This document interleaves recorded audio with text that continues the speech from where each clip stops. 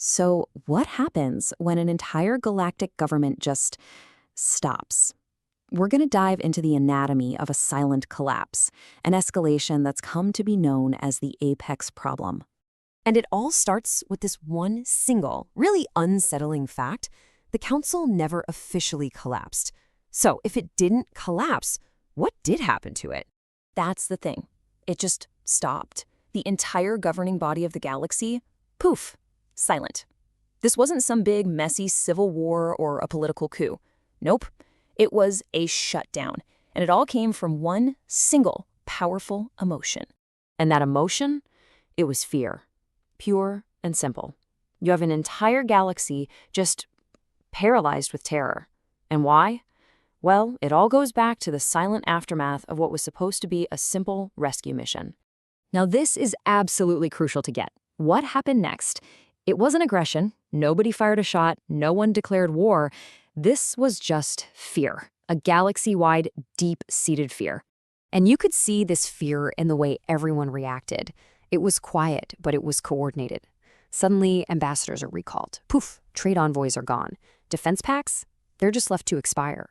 And all the while, these alien task forces, they're creeping up to human borders. And every deep space listening array, they're all pointed right at us. See, this isn't panic. This is cold, calculated prep work for a war they are terrified to actually start.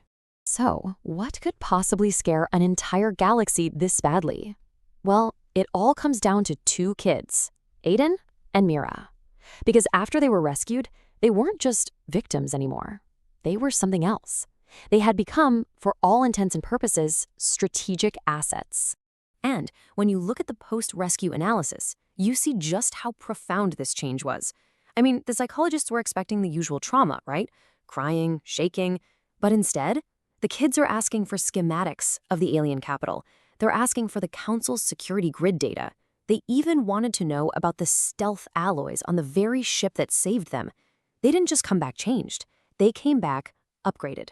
And you know what's wild? The enemy's own analysis kind of hits the nail on the head.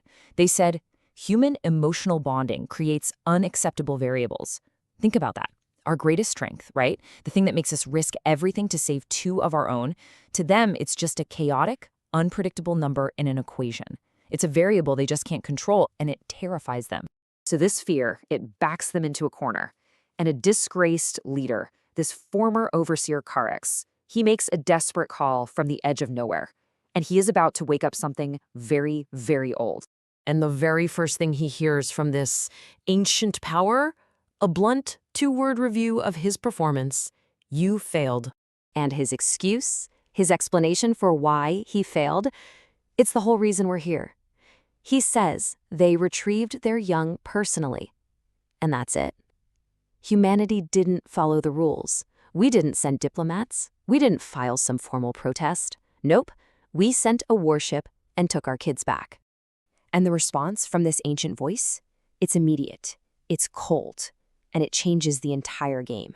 There's no discussion, no debate, just pure, chilling logic. Then escalation is required.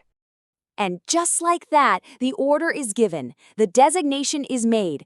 Apex species, humanity. We just became the #1 threat in the galaxy, the one that needs to be suppressed.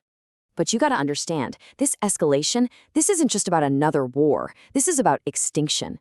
And who's the first to figure it out? Of course, it's the two kids who started this whole mess. Back on Earth, they're the first to sense what the enemy is really up to. It starts as a blip on the screen. An anomaly, some weird gravitational distortions way out in the black. Aiden and Mira, with their unique perspective, they crunch the data, and they see it. Something massive is being built out there. But they realize pretty quick, with this sinking feeling, that it's not a fleet. It's not a space station. It is something else entirely. And it's Mira who breaks the news to her mom, Commander Rhea Ward.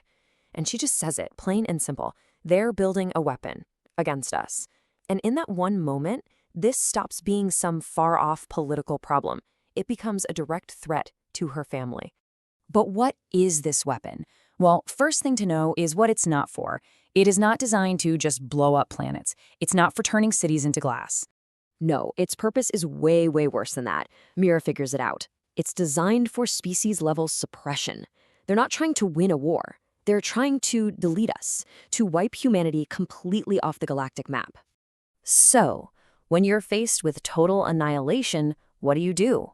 Well, that brings us to our final part here, humanity's final answer. Because when you push humanity to the absolute brink, we don't just roll over, we take a whole new stance. Commander Ward's response is lightning fast, no hesitation. She initiates something called the Red Horizon posture, and that means all forces go active, all weapon systems charge to full, the stealth wings are deployed, and civilian evacuation starts immediately. This is it. This is humanity mobilizing for the fight of its life. And then she sends out one last message. It's broadcast on all frequencies, a final, chilling note to anyone out there still listening. It's a promise, and it's a warning. Humanity does not go extinct quietly.